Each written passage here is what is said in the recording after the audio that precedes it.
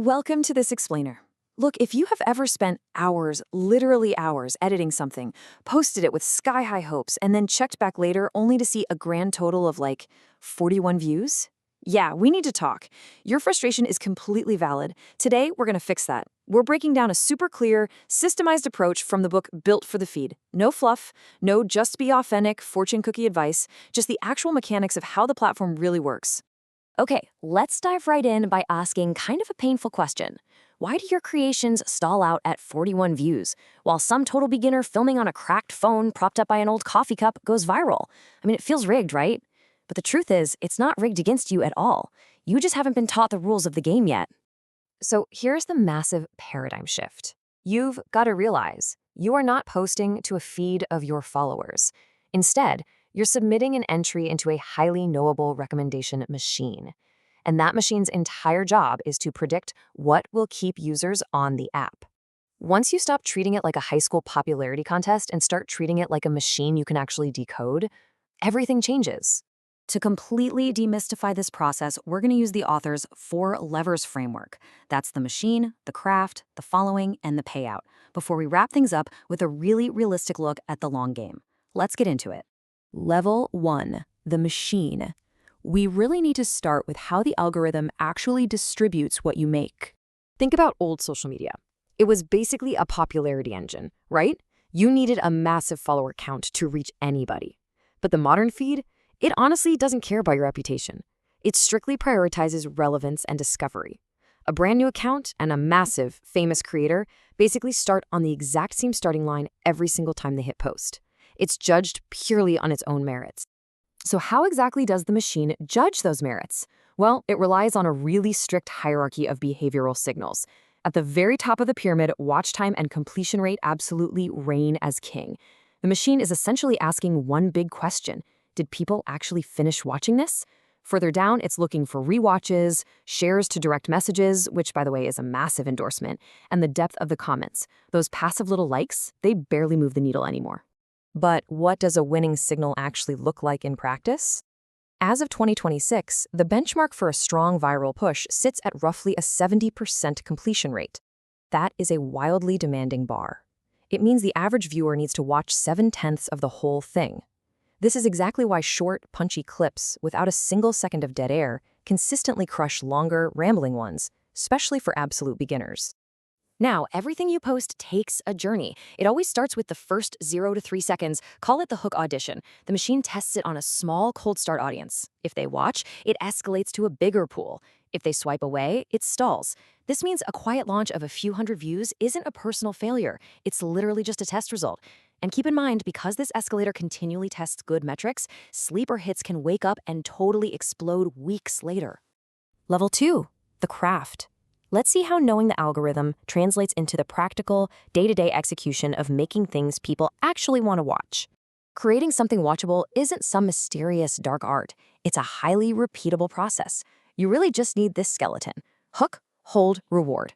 In those crucial first 3 seconds, you stop the scroll by making a promise. In the middle, you hold their attention with quick cuts and open loops. And at the end, you actually deliver the payoff. Almost every single successful short-form piece out there maps perfectly to this 3-part structure. Think about the difference in approach here. If you start out with, "Hey guys, so today I wanted to," that is 3 excruciating seconds of throat clearing. By the time you get to the actual point, your audience is totally gone and the machine has buried you. Survive that brutal 3-second audition by ditching the intro completely. Start with the payoff. Say, "This dinner costs $4 and takes 1 pan." Boom! You've hooked your target viewer instantly. And please, whatever you do, don't let gear hold you back. You can set up a 20-minute studio with literally 0 budget. The machine doesn't demand cinematic cameras. It demands 3 very basic things. Face a window for natural light, find a quiet room with soft furnishings for clear audio, and prop your phone up against a stack of books for stability. Seriously, those are the only production values you need to start winning. Moving on to lever 3, the following. We need to address the emotional reality of surviving the dreaded plateau and turning casual viewers into a real community.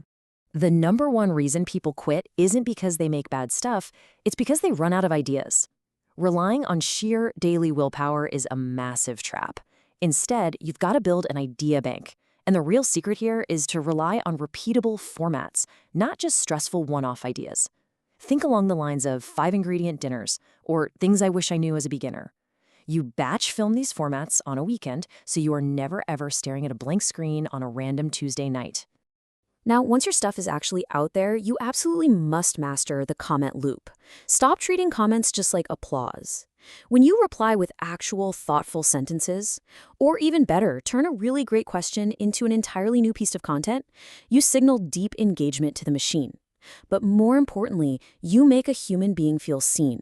And that is exactly how you convert rented, fleeting views into a fiercely loyal community. All right, lever 4, the payout.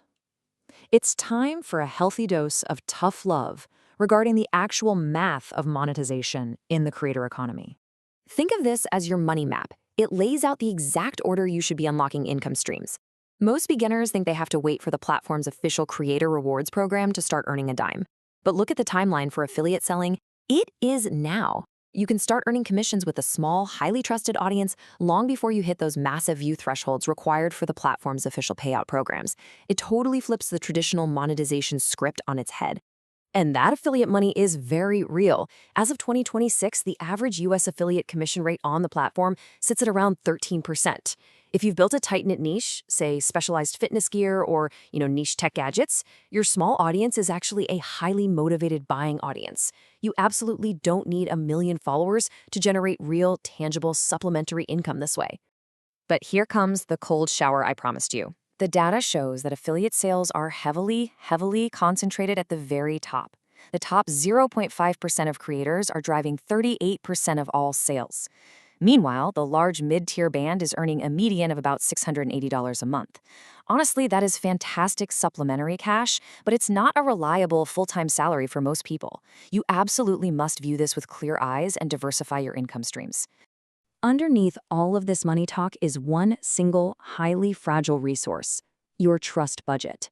Every single time you push a product, you spend trust. Every time you provide genuine, helpful value without asking for a thing in return, you earn it back. If you turn your feed into a nonstop infomercial for random products you don't even use, you're gonna bankrupt your trust budget. And when that happens, your engagement and your income will totally collapse. The long game. Finally, let's look at how you actually protect everything you've just worked so incredibly hard to build. If you take away just one piece of strategic advice from this entire explainer, please make it this: you have to understand the difference between rented and owned assets. Your followers, your reach, your viral hits, those are rented. The platform owns them. But your email list, your digital products, your off-platform business, those are yours. You must constantly, obsessively convert that rented platform attention into durable, owned assets. And why is that so important? Because the landscape can shift in an absolute instant. Take January 2026, for example.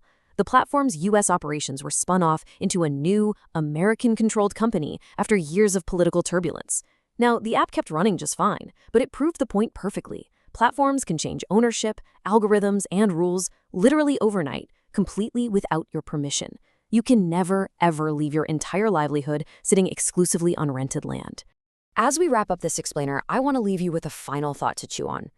The modern feed is undoubtedly the greatest discovery engine in the history of the internet. It is incredibly powerful, but an engine is not a destination. So ask yourself today, how are you going to use this incredible engine to drive your audience toward a destination that you actually own? Thank you so much for joining me to explore this framework, and I seriously cannot wait to see what you build.